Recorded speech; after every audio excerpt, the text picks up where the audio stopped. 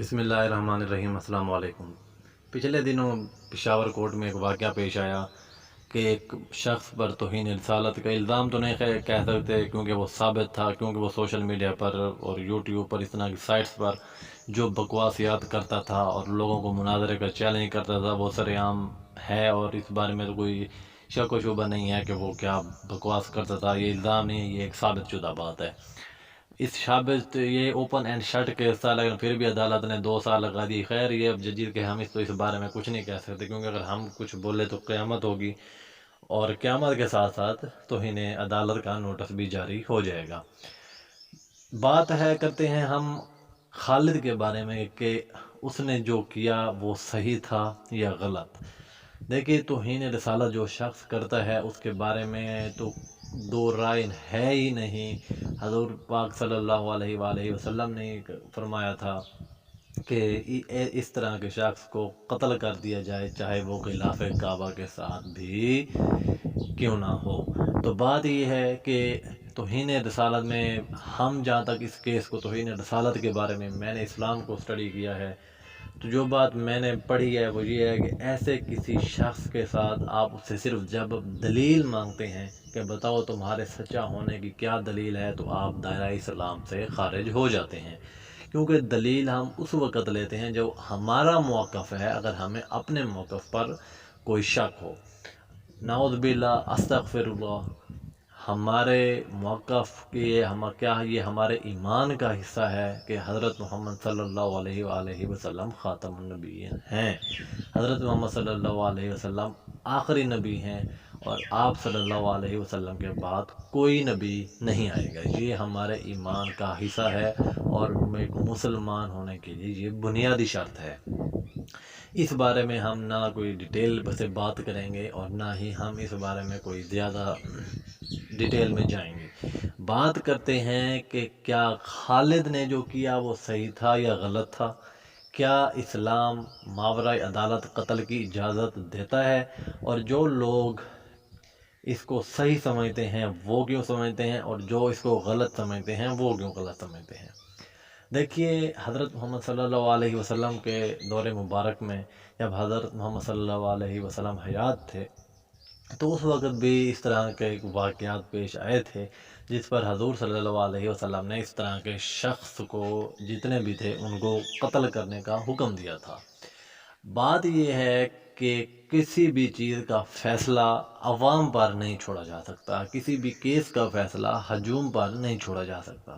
اس کی واضح مثالیں ہمارے پاس موجود ہیں، جس کی ایک مثال مشال قتل کیس ہے کہ کس طرح لوگوں کو ایک ہجوم کو اکسایا گیا، بھڑکایا گیا کہ مشال نے توہین رسالت کی ہے، اور وہ پرجوش مسلمان، انہوں نے نہ صرف اس کو قتل کیا بلکہ اس کی لاش کے ساتھ بھی بے حرمتی کی گئی۔ اب جب وہ واقعہ ہو گیا، جب اس کی تحقیقات کی گئیں، تو پتہ چلا کہ وہ توہین رسالت نہیں تھی بلکہ یونیورسٹی انتظامیہ کی کرپشن کا معاملہ تھا۔ اپنی بدعنوانی کو چھپانے کے لیے انہوں نے مشال پر توہین رسالت کا ایک غلط دھبا لگایا۔ کیا ہوا؟ جو مشال تو ہو گیا، ان کو گرفتار بھی ہو گئے، اس کے ساتھ کیا جو ہجوم تھے وہ ان کو کیا ہوا؟ بات یہ ہے، میں آپ کو ایک سادہ سی مثال دیتا ہوں کہ ہمارے اندر حضرت محمد صلی اللہ علیہ وسلم کی محبت کتنی ہے۔ عدالت میں فیصلہ چلتا ہے، عدالت میں کوئی کیس دائر ہوتا ہے تو 2 پارٹیز ہوتی ہیں، ایک ہوتی ہے ملزم پارٹی اور ایک ہوتی ہے مدعی پارٹی۔ جب دونوں پارٹیوں کے گواہان جج کے سامنے بیان دیتے ہیں تو ان پر باقاعدہ قرآن پر یہ ہاتھ بھی رکھایا جاتا ہے، کلمہ بھی پڑھایا جاتا ہے، اور قسم بھی اٹھوائی جاتی ہے۔ اب ایک واقعے میں ایک پارٹی جھوٹ بولتی ہے، یا مدعی پارٹی جھوٹ بولتی ہے یا ملزم پارٹی جھوٹ بولتی ہے۔ اب مجھے بتائیں، کتنی عدالتوں میں، پاکستان میں کتنی عدالتوں میں اس طرح کے جھوٹ ڈیلی بیسس پر بولے جاتے ہیں، قرآن پاک پر ہاتھ رکھ کر یا کلمہ پڑھ کر یا قسم اٹھا کر کہ میں صرف سچ کہوں گا، لیکن پھر بھی 2 پارٹیوں میں سے ایک پارٹی کے جو گواہان ہوتے ہیں وہ جھوٹ بول رہے ہوتے ہیں۔ جو لوگ ہمارے جو مسلمان ہیں، جو اس حد تک گر چکے ہیں کہ وہ اپنے مخالفین کو نیچا دکھانے کے لیے، اپنے مخالفین سے بدلہ لینے کے لیے قرآن پاک کی جھوٹی قسمیں کھاتے ہیں، قرآن پاک پر جھوٹا ہاتھ رکھتے ہیں، کیا ابھی چلو جی یہ تھوڑا سا اس کو تکلیف پہنچے، تو ہم جب اگر اس بات کا فیصلہ ہجوم پر چھوڑ دیا گیا، میرا خیال ہے کہ پھر کسی کی گردن پر سر نہیں ہوں گے، کیونکہ یہاں ہر تیسرے بندے کا کسی نہ کسی کے ساتھ کوئی نہ کوئی رولا چل رہا ہوتا ہے، کوئی کیس چل رہا ہوتا ہے، کوئی جائیداد کو لے کر، کوئی کس بات کو لے کر، کوئی خاندانی دشمنی ہوتی ہے کسی کی، کوئی غیرت کا معاملہ ہوتا ہے، مطلب کسی نہ کسی طرح کوئی نہ کوئی پھٹے بازی چل رہی ہوتی ہے۔ اگر ہم اس بات کا فیصلہ ہجوم پر چھوڑ دیں، وہ تو کہہ کوئی بھی مخالف ہو کہ اس نے میرے سامنے توہین عدالت کی تھی، میں نے اس کا سر الگ کر دیا، کیا کریں گے؟ آپ کے پاس کوئی ثبوت نہیں ہوگا۔ جہاں تک لوگ مثالیں دیتے ہیں صحابہ کی، تو بھائی کہاں صحابہ کا مقام، کہاں ہم جیسے لوگ جو روزانہ اپنے صرف مخالفین کو جھوٹا ثابت کرنے کے لیے، نیچا ثابت کرنے کے لیے ہم جھوٹی قسمیں کھانے کو تیار ہوتے ہیں، ہم اپنا موازنہ ان عظیم ہستیوں کے ساتھ کیسے کر سکتے ہیں؟ کیا ہمارا اتنی اوقات ہے؟ ہم تو ان کی جوتیوں کی خاک کے برابر بھی نہیں ہیں۔ کہتے ہیں لوگ کہتے ہیں جی فلاں صحابہ نے فلاں شخص کو قتل کر دیا، بھائی بے شک قتل کیا ہوگا، آپ ان کو دیکھیں، آپ اپنے آپ کو دیکھیں، آپ ان کا مقام دیکھیں، آپ اپنے گریبان میں جھانکیں، آپ ان کی عزت دیکھیے اور اپنے کام دیکھیے، کیا ہوا؟ کچھ بھی نہیں۔ ہم نے کیا کرنا ہے؟ ہم ہیں صرف ان مولویوں کے پیچھے بھاگنے والے۔ جہاں تک کہہ دیا میرا ایمان ہے کہ اگر آج بھی جس گاؤں میں ہم رہتے ہیں وہاں پر کسی پر بھی الزام لگ جائے فلاں جائیں توہین رسالت کی ہے،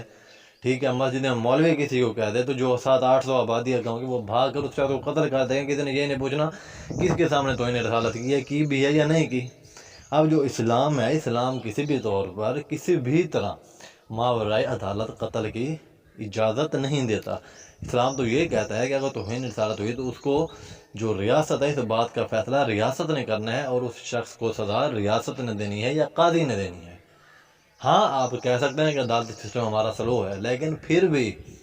اس بات کا فیصلہ کسی بھی طور پر ہجوم پر نہیں چھوڑا جا سکتا کہ ہر کل کو پھر کوئی نہ کوئی تیسرا بندہ اٹھ کر کہہ دے، اپنی مخالفت میں آ کر کہہ دے فلاں بندے نے میرے سامنے توہین رسالت کی تھی، میں نے اس کا سارا علیحدہ کر دیا، ہماری لوگوں کی نظروں میں تو وہ غازی بن گیا۔ اس لیے برائے مہربانی اس طرح کے اقدامات کو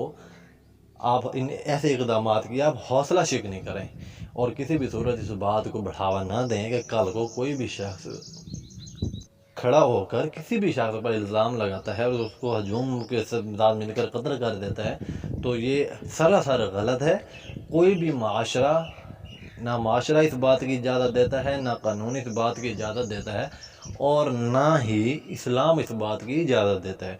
دیکھیے جب وہ آسیہ والا واقعہ پیش آیا تو لوگوں کے املاک جلائے گئے، سڑکیں لوگوں کی گاڑیاں جلائی گئیں، گاڑیوں کے شیشے توڑے گئے، دکانیں خراب کی گئیں۔ اسلام تو وہ امن کا دین ہے جو کہتا ہے کہ جنگ کی حالت میں بھی فصلوں کو نقصان نہ پہنچاؤ، جنگ کی حالت میں بھی بچوں اور عورتوں پر ہاتھ نہ اٹھاؤ۔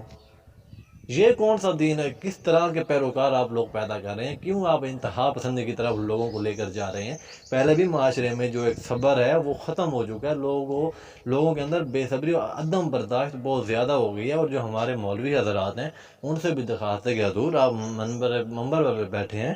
خدا کا واسطہ ہے یہ جوش اس بات کو چھوڑ دیں، اگر کسی نے غلط کیا ہے تو آپ اس کو عدالت میں لے کر جائیں، اگر کوئی ہے، اگر جج سزا نہیں دیتا آپ کا کام ہو چکا، وہ جج اور حکمران کے ذمہ ہے۔ یہ بھی اسلام میں آپ کو اسلام کا اور واقعہ سنا دیتا ہوں۔ کہتے ہیں کہ اگر اسلام میں واضح طور پر ہے کہ اگر آپ دیکھتے ہو کہ آپ کے ہمسائے ملک میں کسی اور جگہ پر ظلم ہو رہا ہے، انسانوں پر ان کو لوٹا جا رہا ہے، ان عورتوں کی عزت پامال کی جا رہی ہے، اور جہاں پر جہاد فرض ہے، آپ پھر بھی اس جگہ پر وہاں پر جہاد نہیں کر سکتے جب تک ریاست آپ کو جہاد کرنے کا حکم نہ دے۔ تو اسلام واضح طور پر کسی بھی صورت ماورائے عدالت قتل کی اجازت نہیں دیتا، اور نہ ہی اسلام ہجوم کو اس بات کا فیصلہ کرنے کی اجازت دیتا ہے کہ ہجوم اکٹھا ہو اور کوئی بھی تیسرا شخص کسی شخص کو خود اپنے طور پر سزا دے دے کہ اس نے فلاں جرم کیا ہے۔ اگر اس طرح کے عدالت اقدامات ہونے لگے تو ہمارے ملک میں یہ چیزیں بہت عام پھیل جائے گی۔ حکمرانوں سے، چیف جسٹس صاحب سے میری ایک درخواست ہے، ایک اپیل ہے کہ حضور مہربانی کریں، یہ اس طرح کے جو سینسیٹیو ایشوز ہیں ان پر ایک عدالتیں بنائیں جو صرف 2 جج رکھ لیں، 4 رکھ لیں، کیونکہ ڈیلی تو اس طرح کے واقعات نہیں ہوتے۔ جو اس طرح کا کوئی واقعہ ہو اس مخصوص عدالتوں کو سونپا جائے، اور وہ جو متعلقہ جج ہو وہ 1 یا 2 ماہ کا اس کو ٹائم فریم دیا جائے کہ آپ نے اس ٹائم فریم میں اس کیس کا فیصلہ کرنا ہے، تاکہ ہمارے جو لوگ ہیں ان کے ایک عدالتی اعتماد بحال ہو عدالتوں پر، ہمارے جوڈیشری پر، اور اس طرح کے اقدامات کی حوصلہ شکنی کی جائے، اور جو لوگ قانون ہاتھ میں لیتے ہیں ان کو کڑی سے کڑی سزا ملنی چاہیے۔ بہت شکریہ۔